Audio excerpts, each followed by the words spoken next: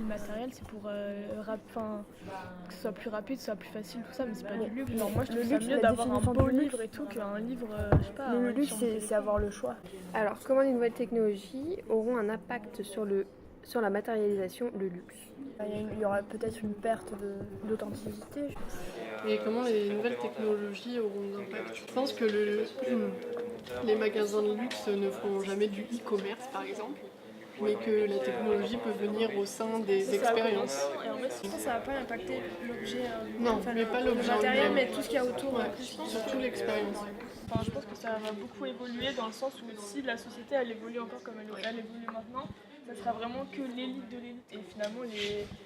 Ça va ça va s'ouvrir, que il y a une partie du luxe aujourd'hui qui va s'ouvrir pour rendre plus accessible. Ouais, c'est ça, genre, il y aura vraiment le luxe du luxe, tout ça pour qui sera accessible à très peu de personnes. Seulement les connaisseurs. Aujourd'hui, ils font des produits qui sont peut-être dans la même, censés être pareils, mais il y a toujours un petit élément qui fait une variante.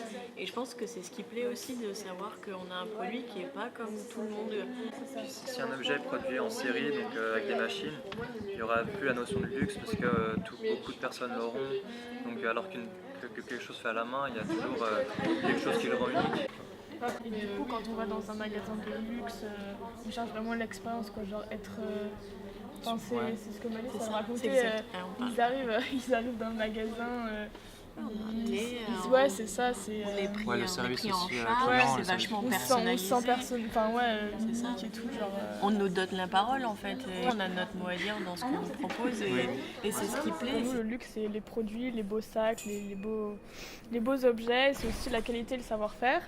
Et de l'autre côté de la question, donc 2050, pour nous 2050 c'est carrément le futur, le digital, les voitures qui volent, un peu justement tout ce qui est immatériel, donc ça s'opposait un peu.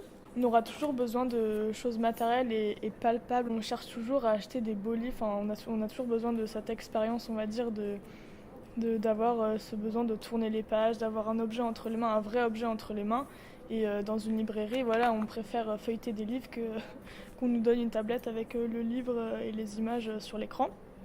Peut-être que les nouvelles technologies et tout ça remplaceront les artisans, sauf que pour nous c'est un problème parce que les artisans ils ont une certaine sensibilité, ils font des choses avec leurs mains, et donc si tout est remplacé par des machines, il n'y aura plus ces petits défauts qui ne sont pas forcément des défauts on va dire sur les objets, mais justement ces petites choses uniques sur chaque objet.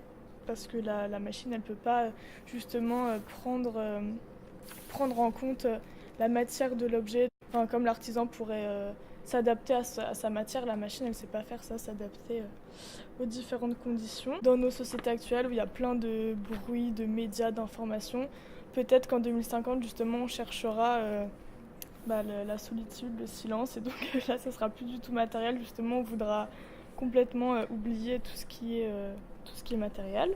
Donc voilà, peut-être qu'en 2050, on voudra retrouver les plaisirs d'une certaine authenticité, cultiver son potager, tout ça. Donc peut-être qu'au final, on voudra plus du tout de digital, de choses informatisées et tout ça.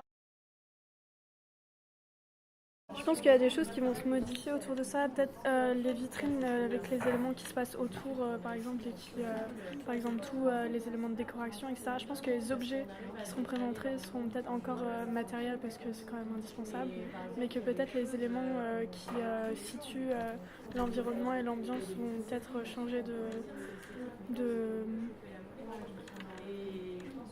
médium. Oui. Peut-être dans les lunettes de réalité augmentée par exemple, s'il y a une application, on lit par exemple des ventes privées, on cliquerait dessus, puis ça nous projette dans un magasin, on choisit un peu comme... Ça pourrait être une bonne. Le métier de nouvel ensemblier va prendre de la présence dans le flagship parce que c'est exactement ça.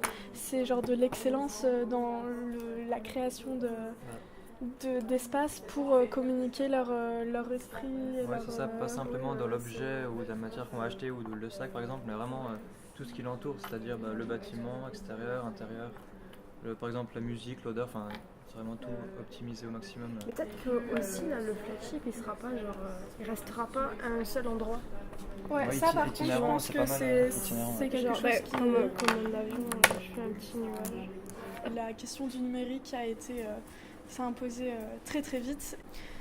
même si le numérique va apporter beaucoup de changements et va être omniprésent dans la communication et dans les espaces de demain, l'idée de pouvoir toucher et expérimenter, voir, ressentir les objets de façon physique, on ne peut pas faire l'impasse sur cette question, surtout dans le monde du luxe où la qualité de l'artisanat et de la mise en œuvre et des petits détails est franchement majeur, et le digital, à moins qu'il y ait des progressions impensables dans les 30 prochaines années, pour l'instant c'est pas encore tout à fait ça.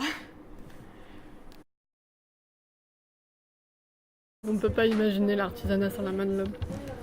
C'est de l'industrie sinon. Une machine, c'est une commande. Dans tous les cas, la personne qui rentrera à la commande, ce sera l'homme. Et toujours, on retombera avec forcément, même si on a une machine, on aura besoin de l'homme dans tout ça. C'est pas lui qui apportera la modification sur un matériau par son... À part qu'on industrialise un minimum le procédé et pour le rendre plus vendable, plus accessible, plus parce accessible, que la limite, et que la juste série les sera finitions entre guillemets soient reprises par l'homme pour acquérir cette subtilité. Mais après, on tombe dans la grosse production et on part du luxe après, justement. Mais c'est vrai que même si on a des machines qui peuvent un petit peu aider l'homme dans le processus de création, eh ben, ça n'effacera pas la main de l'homme. Non, mais comme nous, je veux dire, en tournage, pour le coup, on travaille qu'avec des machines et c'est pas pour autant qu'on y perd la main de l'homme, quoi. Bah oui. Après, est-ce que le luxe, il va pas finir par devenir complètement dématérialisé? Est-ce qu'on n'achètera plus, dans un futur très très lointain, mettons, dans 100 ans, ça se trouve, il n'y aura même plus d'objets ou de choses comme ça, tout sera immatériel quelque part. Ouais, c'est ça. Donc finalement, peut-être que... Ou alors il sera synthétisé, les matières seront synthétisées. C'est ça. Ouais. Les machines, certes, peuvent aider, mais il faut quand même qu'il y ait l'homme qui soit présent. Parce que même si le luxe, de plus en plus, il s'axe sur une expérience, l'artisanat reste au cœur. Enfin, l'expérience client, c'est-à-dire tout le petit rituel qui est mis en place pour en fait, que le client accède à son produit, elle est primordiale. Mais c'est avant tout l'objet de valeur qu'on vient chercher, l'objet en lui-même. L'artisanat restera un domaine de luxe. Parce que l'artisanat et le luxe, ils semblent avoir des caractéristiques communes, à savoir donc un savoir-faire exceptionnel et justement une sensibilité humaine et un sens du détail. Malgré tout, on s'est demandé si le luxe a tendance à se dématérialiser petit à petit avec justement toute cette expérience. Si jamais le luxe, mettons dans 50 ans, le luxe devient complètement immatériel, qu'est-ce qu'il en deviendra de l'artisanat? Est-ce qu'on pourrait envisager un artisanat immatériel ou un artisanat d'expérience?